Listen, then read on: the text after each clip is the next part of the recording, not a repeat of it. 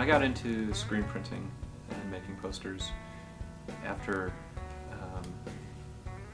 being out of college for about a year and a half, I think. I was doing freelance illustration and was working on this at this particular time for a company called the Ohio Girl Company, and they got a job to do this poster for the Super Suckers, Wesley Willis Fiasco, and Rocket from the Crypt playing at the Blind Pig in Champaign. And Andy from Ohio Girl Company asked me to draw something for this. I did. We met with the screen printer, and to make a long story short, I started working for Steve at Screwball Press. Started designing my own work. Over to the paper.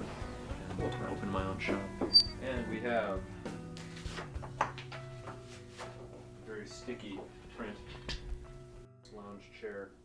I guess I'm pretty fortunate in that I don't really have to advertise or seek out work. It's all pretty much word of mouth.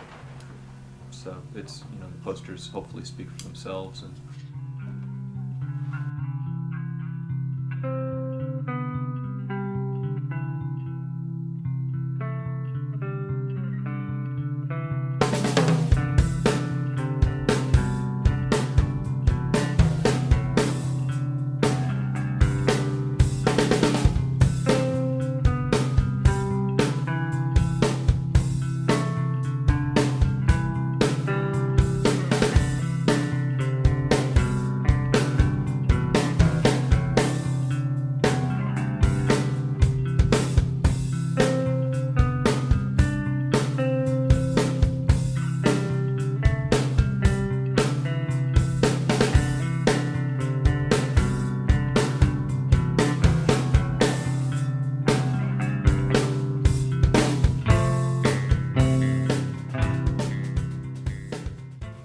on the better jobs, I'm left with my own free will as far as the subject matter of the posters.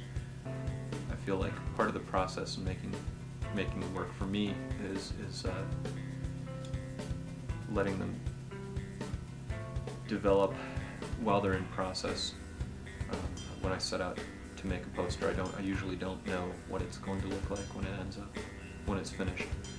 I like that. I like being able to adapt. And, you get halfway through printing it, and, oh, wouldn't it be funny if we put a dog over here in the corner and the dog is smiling, or something like that.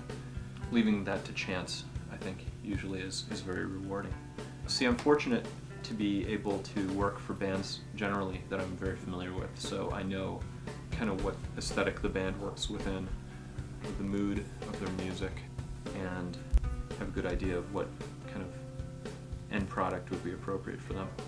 That's the kind of theme, the kind of situation I like, as far as being familiar with the band's aesthetic and being able to work with that, or being able to reference a particular song or their album artwork. If somebody says, we really want to have this poster of, it needs to have a hot rod on it, and the hot rod's on fire, and there's these chicks with tits, and it's generally a recipe for disaster.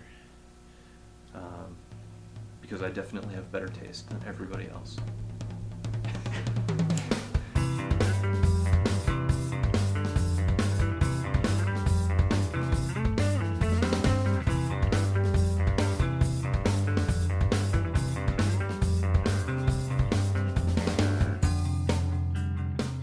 Dianogah is a band I'm in. We started playing in January of '95.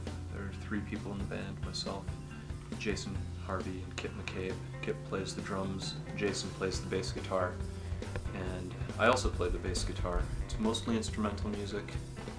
When there are vocals, occasionally I do those.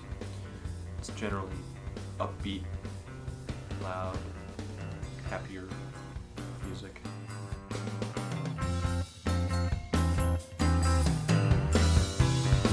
We released a handful of singles, a number of compilation tracks, and 2 full albums. We've toured extensively through the continental US and into South America and Europe. I think we're all enjoying being in the band right now a lot more than we have, in a while. The band is a lucrative hobby that pays for itself. I don't have to spend money to be in the band. I don't lose money on the band. Neither do I make a lot of money. I make a little bit of money here and there from the band. But it's the band is successful because it pays for itself. The band feels like we've succeeded. We succeeded a while ago. We were able to, the big goal was to be able to get a van and be able to travel, play shows, and have the band pay for itself, where we were able to do what we enjoy doing, not go broke doing it. I feel like we've accomplished all those things. We've succeeded as far as we're concerned. Now we just want to keep doing it. The arts aren't secure, but I don't know that I've looked for them to be secure. There was never any set goal as far as, I want to be screen printing at this particular level and making, I don't know what to gauge that by. Screen printing, making the posters has always just kind of been a matter of wanting to get the next poster project done, and it's just kind of how I approached it. As far as the band, I never expected it in any level to be a money-making venture. Do we have a goal of becoming popular on a level that may be more commercially noted, let's say, as a successful band, somebody who sells 1 million records? And we have no misconceptions about that being anything that we would ever be able to do. We simply don't make the kind of music that would be attractive to large numbers of people. We feel we make good music, but that it's got a particular group of people who fit into that aesthetic. I don't know necessarily that any of us would want to be in that situation, going on a tour for 9 months. It's just not a good thing to do. And it may sound like sour grapes or something like that, but it's honestly not something that any of us are interested in. I don't feel like either of them has been definitely like a conscious decision. Like, when I grow up, I want to travel around the country in a 10-year-old van with 3 other guys, and or when I grow up, I want to spend all my time in the basement mixing ink. It's just kind of ended up that way, that these are the things that I do.